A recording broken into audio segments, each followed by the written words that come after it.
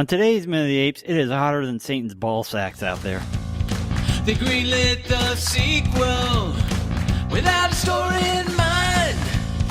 They just wanted to equal an unexpected gold mine. He said, oh no, as Heston said, I got to go. These are just some of the facts you ought to know as we go.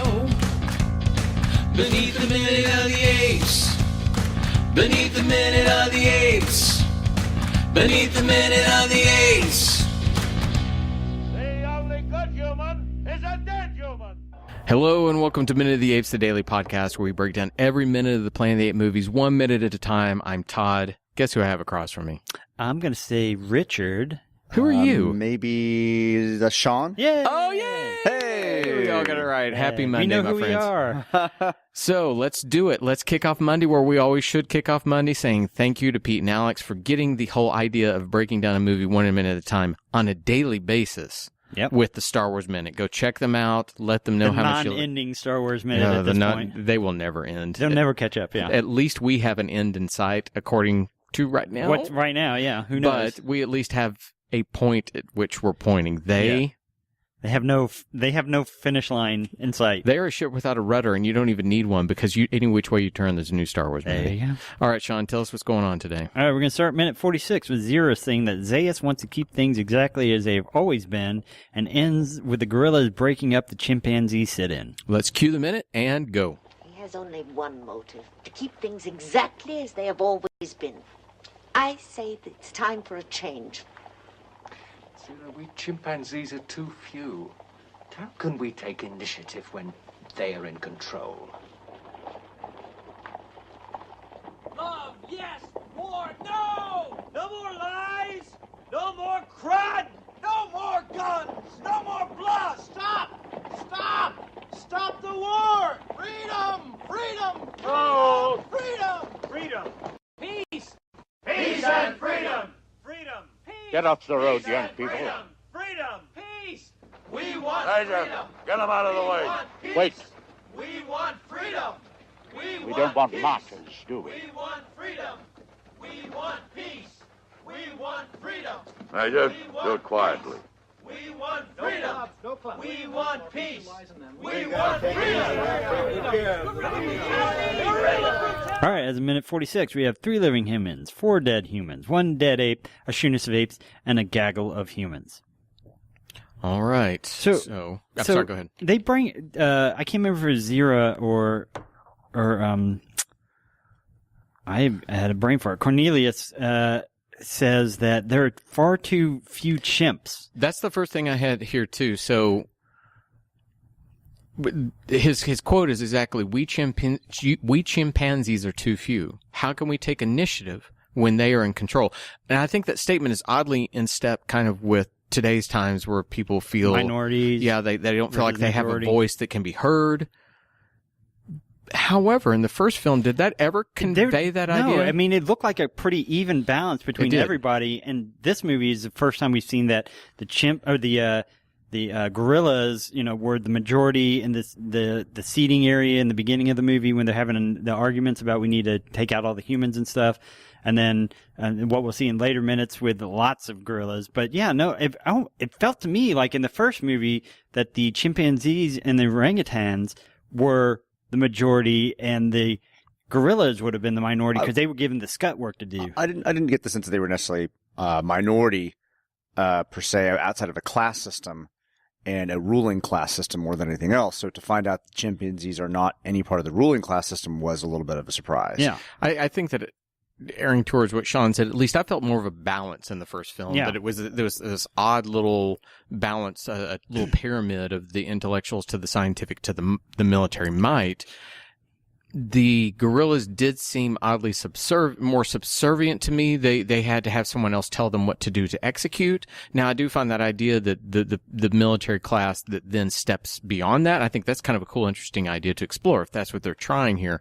I just found it surprising to hear Cornelius say we chimpanzees are too few, to insinuate that they don't have the numbers.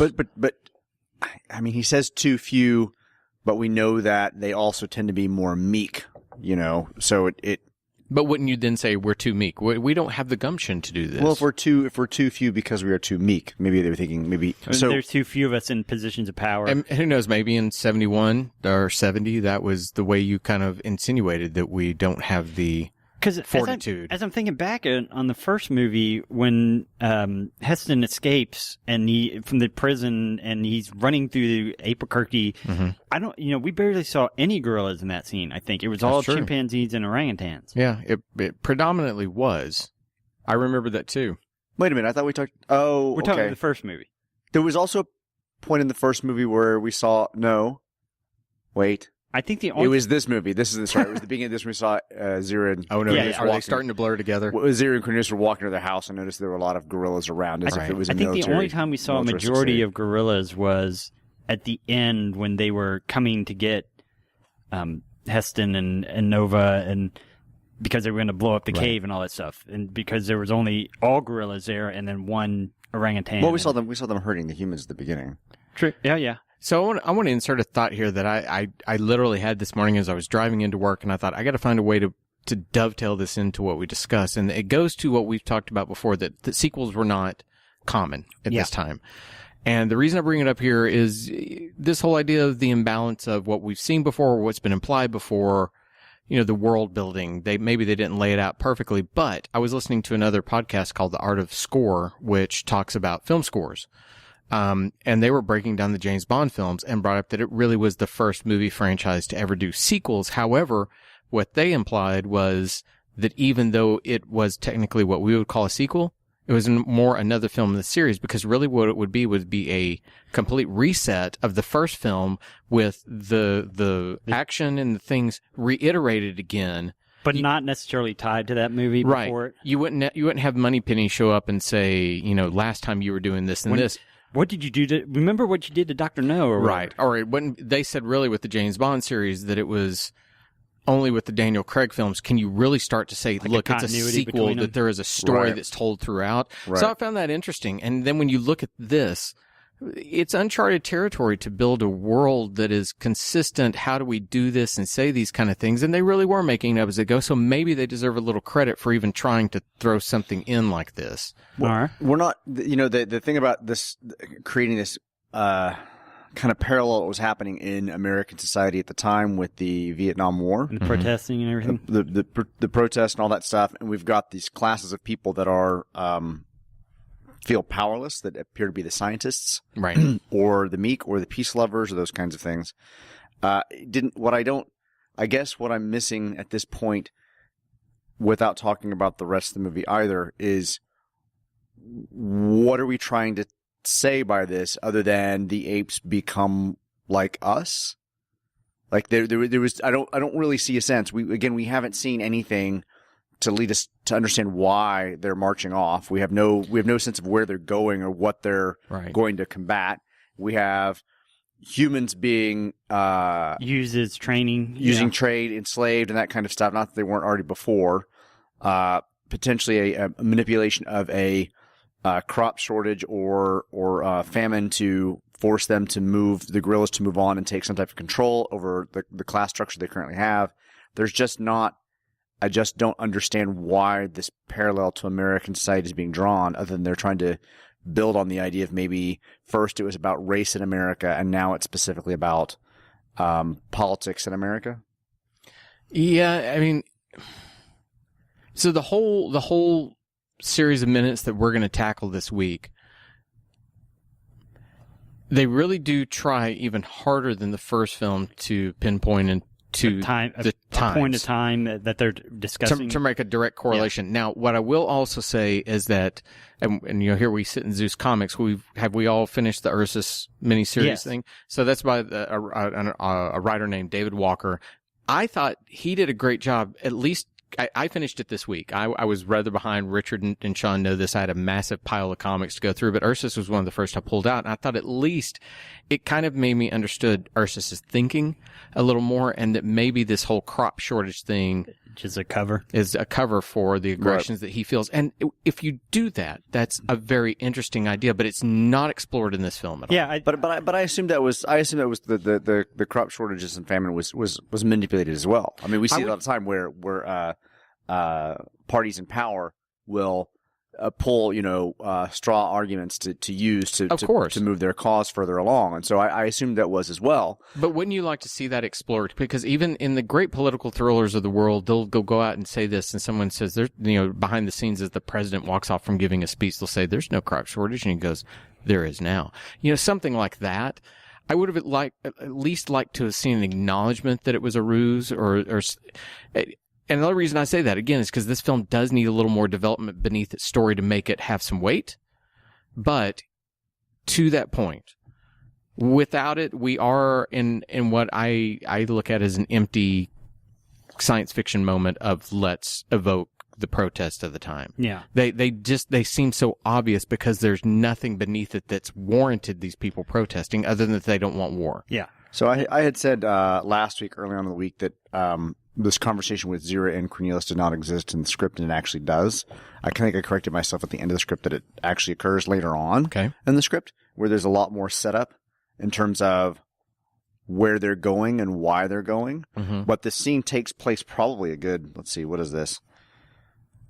70 script pages later. So if it happens 70 pages later, what is the action they're observing that they're commenting on? Because this is very particular to the apes marching out of the city. So basically what happens is exterior day, the ape army on the march. Ursus and Zaius ride together at its head. Behind them, the trample of feet, the pounding of horses' hooves, and the clatter of gun carriages. The army of the apes advances. New angle, the column is passing the house of Zira and Cornelius. We may presume that Ursus will take the same up-country hill route to the Forbidden Zone as did Brent and Nova when they arrived from it. Interior house, Zira and Cornelius watching. Zira says, disgustedly, Dr. Zaius is with him. Some people's convictions are about as deep as a mild case of mange. Oh, I like that line. Cornelius says they have to show unity. Zira says, so should chimpanzees. I like that. Cornelius says, but Zira, we're too few. When he says we have to show unity, so do chimpanzees. So that means that there are some chimpanzees that are supporting. And I like that. That's why I said I liked it. It adds maybe that's where the we're too few. Yeah, we're too few on the opposite side. We're the vocal minority. At that point, that makes a lot of sense. We're too few of the exactly. We're too few of the chimpanzees that are willing to talk protect about the this. humans. Yeah, exactly. But with Zira, we're too few. We'd be cutting our throats. How can we take any initiative while indicating the army they're here? And Zira says, has it occurred to you that tomorrow they won't be here? So what does that mean? We're going to run wild in the city because the army's That's not here? basically how their conversation ends. I mean, I felt like the conversation they gave us was outside of the too few line. I thought was a little more interesting than this. I like that a lot. I wish they hadn't cut that. But I find that odd that scene occurs 70 minutes into the film in that script. That's a long time for, first off, a short film. 95 minutes. Yeah. So, yeah. Well, yeah, I mean, I say pages, but this was 101 and this is 175. So whatever those scene numbers mean. Well, okay. But still, that's a lot later in the... I don't know what's happening past this week. That's just it. I mean, this whole conversation, again, I don't know where they're going or what they're doing or why they're doing it. Right. And I almost wish the scene of them marching with this conversation was happening later because I feel like maybe we're going to see something else that this conversation will be relevant to. So going on to the protesting chimps, and I know that as we had spoken earlier, I think it was during Ursus's speech that I think we all agreed upon was one of the better moments already of this film when Ursus gave that speech, that it would have been nice to have protesters outside. And I think Richard was the one that called for that. So we now at least have the protesters, and it does make sense. Correct. I have no problem with it. I have a problem with their slogans. Oh, so love, yes. War, no. No more lies. No more crud. I mean, did he say crud? They said crud. Oh, I didn't hear that one. Well, the first thing that hit me was how almost sweetly Grandpa Ursus says, young people. He calls them young people. You stop this now. It was just very... But let's be quite honest. It was against the character we've seen up till now. He might call them young people, but he was straight up about to murder them until Oh, he did pull out his little pulled until out his Zaius pistol, yeah. says no, because he doesn't give a Well, it was so the army shows up and the protesters then all sit down. They sit down in a circle. So they have a sit-in. So Oh, they and have a sit in. They're blocking they're kind of blocking the procession a little bit to force them to stop and notice them. Right. And that's when Nurses pulls out this pistol, and I was like, Uh-huh. dang. Damn, Go he's time. He's gonna cap their He goes asses. from 0 to 60 real quick.